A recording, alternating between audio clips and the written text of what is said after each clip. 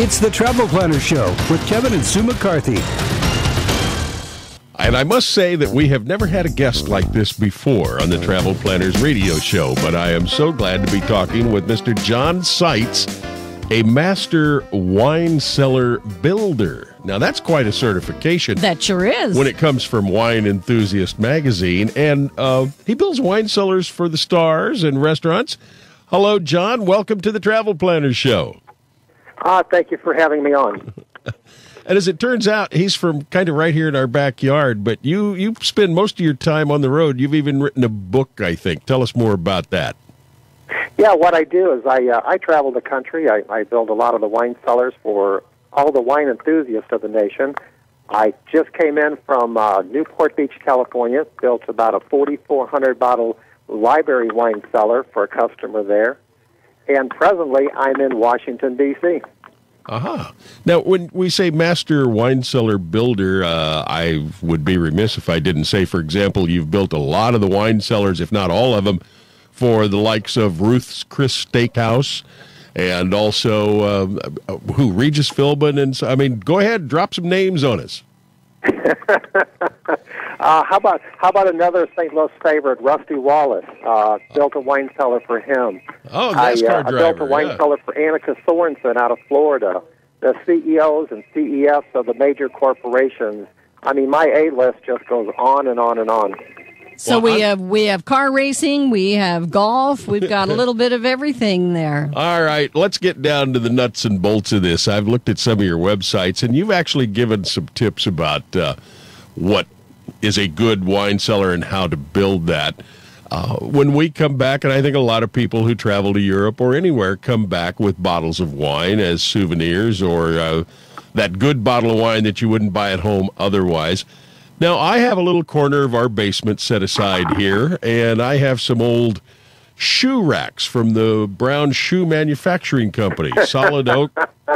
Well, you laugh. I'm going to send you a picture of it. It works. But what are some of the things I saw you how to build these wine cellars? Will you give people tips if they look at your website? Can they get stuff like that? Oh, yeah, they can go to my website. They can email me. I'd be more than happy anytime somebody wants to build a wine cellar, whether he's a carpenter, whether he's a homeowner.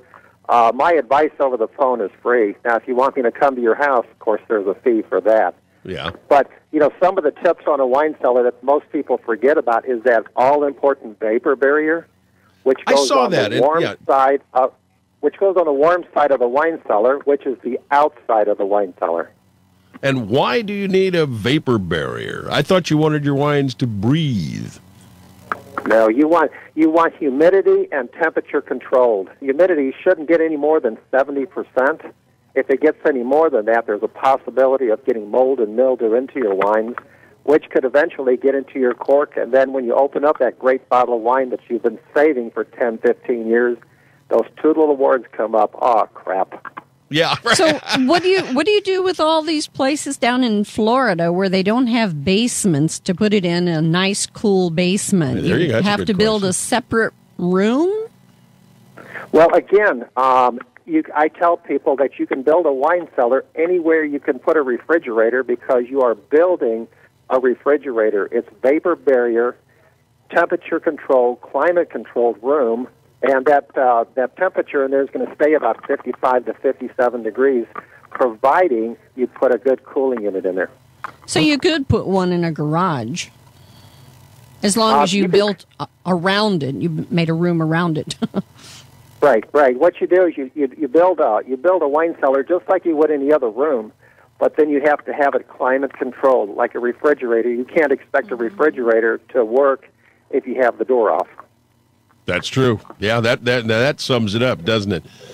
You know, wine cellars are so much fun, and I guess the other thing you need to control is the light. But some of the wine cellars I saw that you have built, for example, have like a little bar in there or a couple of tables for you could entertain in a wine cellar for an evening, couldn't you? And then bring everything back to the same temperature or whatever?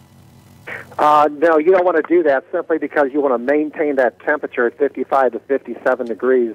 If that temperature varies, goes up and down, then that's not good for it either. People Right. do go inside the wine cellar and taste their wines in there, but Right. the body heat from your body will also take that temperature up in the wine cellar. What about light? Lights are you want to have lights in there to see what you're putting in there. You want to see what you have, what you're getting out, but you don't want 200 watt, 300 watt light bulbs in there because again, you don't want to raise the temperature in the wine Right. cellar. I guess these new LEDs could help toward that, too. Oh yeah, when the lights that I put in there on the display racks, around arches and around lights, they are always LEDs because they don't emit the high heat that some of your light bulbs would. That's the same thing that it's going to, for example, in TV studios. Now, your website, the promo piece there said you've written a book and you can find out what UFOs, a dead guy in the middle of the road, and Jay Leno have in common.